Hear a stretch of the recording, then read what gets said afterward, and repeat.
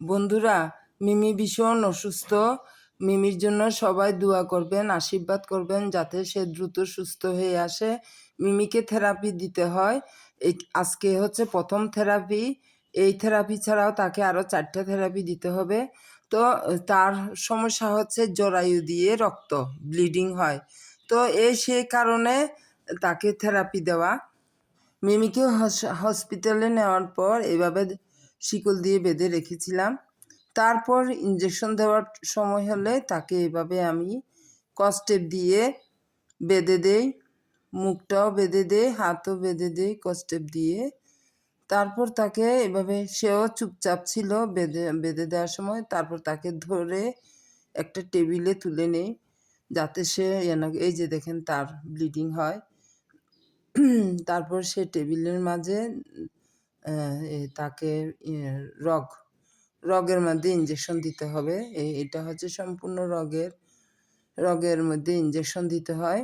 তো সের জন্য প্রথমে তাকে পায়ের রগে দেখে ইঞ্জেকশন দিতে চাইছিল।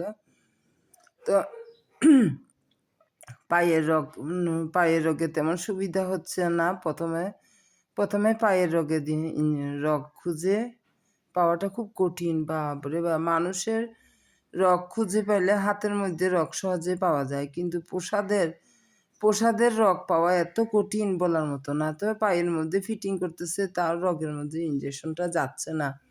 তারপর সেখান থেকে না পেরে আবার হাতের রগের মাঝে যেয়ে ইঞ্জেকশনটা ফিটিং করা হলো, হাতের রগ বের করে।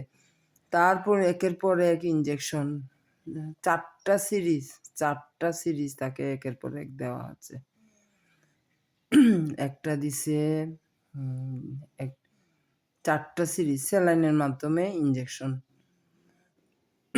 একটা দিছে, 2টা দিছে, তারপর আরেকটা, এই 3টা